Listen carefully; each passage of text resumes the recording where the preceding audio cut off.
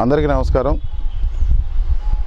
భద్రాచలం రెండో అధ్యాయ పేరుగాంచిన పుణ్యక్షేత్రం.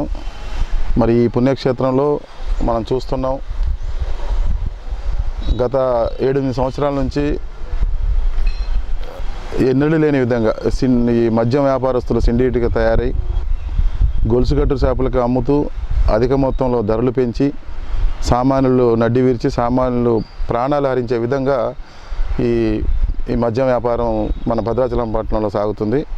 ముఖ్యంగా ఈ పుణ్యక్షేత్రానికి పొద్దున్నే భక్తులు వస్తుంటే బ్రిడ్జి దాటంగానే అక్కడ నుంచి గుడికి వెళ్ళే దారిలో వందలాది గొలుసుకట్టు షాపులు. అంటే గొలుసుకట్టు షాపులకి ప్రభుత్వ నిబంధనలు ఉన్నా కూడా ఉన్నాయో లేవో కూడా తెలియదు. ఒకవేళ ఉన్నా కూడా ప్రధానంగా గుడి చుట్టూరు, మసీదుల దగ్గర, చర్చిల దగ్గర, బడి దగ్గర, స్కూళ్ళ దగ్గర, మన ముఖ్యంగా భద్రాచలం పట్టణంలో ప్రతి కాలేజీ ముందు బెల్ట్ షాపులు ఈ విధంగా చిలుడిగా తయారై ఈ భద్రాచలం ఈ చిన్న పట్టణంలోనే ఒక 500 బెల్ట్ షాపులు ఉన్నాయంటే ఒకసారి ప్రజలందరూ అర్థం చేసుకోవాల్సిన అవసరం ఉంది. దీన్ని ఆసరా చేసుకొని మద్యం సిండికేట్గా తయారై బెల్ట్ షాపులకి ప్రభుత్వ నిబంధనల ప్రకారం ఎంఆర్పీకి అమ్మాలనేది ఇది ప్రభుత్వ పాలసీ. చాలా చోట్ల జరుగుతుంది, కానీ భద్రాచలం పట్టణంలో మాత్రం ఏనాడు జరగట్లేదు. మరి ఎందుకో ప్రజల మీద దయదలిచో ప్రభుత్వం మీద దయదలిచో ఒక 4 నెలలు డిసెంబరు, జనవరి, ఫిబ్రవరి, మార్చ్, ఫిబ్రవరి వరకు అందులో కూడా అవకతవకలు జరిగినాయి. 5-10 తీసుకుని ఇవ్వడం జరిగింది. సరే పోనీలే అని గొలుసుకట్టు షాప్ వాళ్ళు ఒక 10-20 వేసి వాళ్ళు అమ్మడం జరిగింది. ఇప్పుడు డైరెక్ట్గా భద్రాచలంలో ప్రభుత్వ నిబంధనల ప్రకారం 5 షాపులే ఉన్నాయి, కానీ ఇంకొక షాపు తయారు చేసి అందులో కౌంటర్ పెట్టి అందులో మనుషులు పెట్టి ఈ గొలుసుకట్టు వాళ్ళకి 30 రూపాయలు అధికంగా, అంటే కొన్ని చోట్ల ఉన్నాయి ఇది తెలంగాణలో గొలుసుకట్టు షాపులు, కానీ ఏ వైన్ షాపులో కూడా ఎంఆర్పీకి అమ్ముతారు, అన్ని బ్రాండ్లు అమ్ముతారు. కానీ భద్రాచలంలో అట్లా కాదు. ఈ గొలుసుకట్టు షాపులకి అమ్మే ప్రతి బ్రాండు వైన్ షాప్లో దొరకదు. అందరికీ తెలిసిన విషయం, ప్రతి ఒక్క అధికారికి తెలుసు, అందరికీ తెలుసు. ఇవాళ ఈ ఎండాకాలంలో ఒక బీర్ తాగాలంటే కింగ్ ఫిషర్ బీర్ అనేది ఒక బ్రాండు.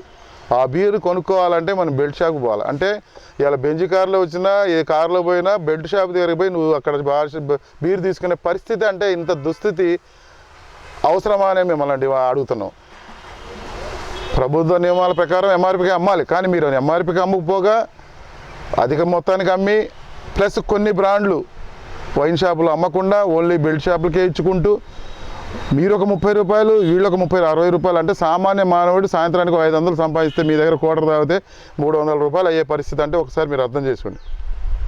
సామాన్యులు కూడా సాయంత్రం అయితే వైన్ షాప్ పోయి కొనుక్కుంటారు మీరు ఎంఆర్పీకి అమ్మితే, కానీ ఆ బ్రాండ్ వైన్ షాప్లో పెట్టకుండా బెల్ట్ షాపులకే అమ్మించి కోట్ల రూపాయలు. ఈ భద్రాచలంలో దాదాపుగా 500 షాపులు, యావరేజ్ చూసినా రోజుకి 5-6 లక్షల రూపాయల నిలువు దోపిడీ. అంటే ఒకసారి మీరు అర్థం చేసుకోండి, అంటే నెలకి 1.5 నుంచి 2 కోట్ల రూపాయల సొమ్ము అమాయక ప్రజల దగ్గర నుంచి ఈ సిండికేట్ వ్యవస్థ తోచుకొని ఇంత పెద్ద అధికారులు ఉన్నారు భద్రాచలం పట్టణంలో.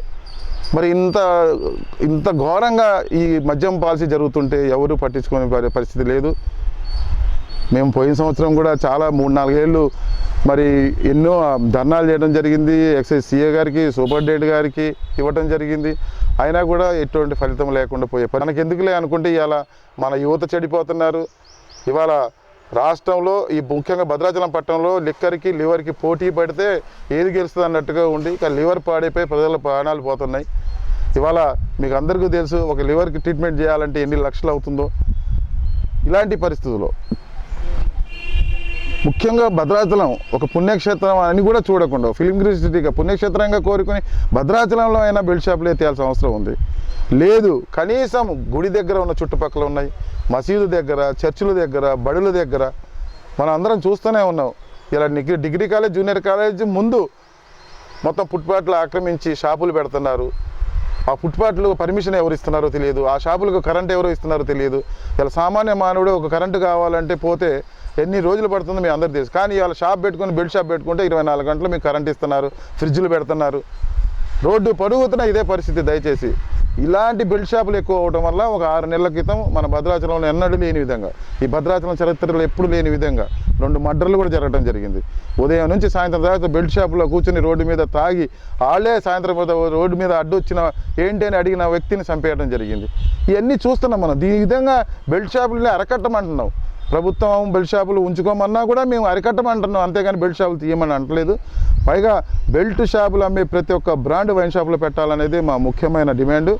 ఆ విధంగా ఎక్సైజ్ సీఏ గారు చర్యలు తీసుకోవాలని చెప్పేసి కోరడం జరిగింది. వాళ్ళు చేయాలని లేని పక్షంలో మేము ఎక్సైజ్ సూపరింటెండెంట్ గారి దగ్గర పోతాం, కలెక్టర్ దగ్గరికి పోతాం. అవసరం అయితే జూపల్లి కృష్ణారావు గారు ఎక్సైజ్ మినిస్టర్ దగ్గరికి కూడా ఈ భద్రాచలం పట్టణం ఓ పుణ్యక్షేత్రంగా చూడాలనేది మా ఆకాంక్ష.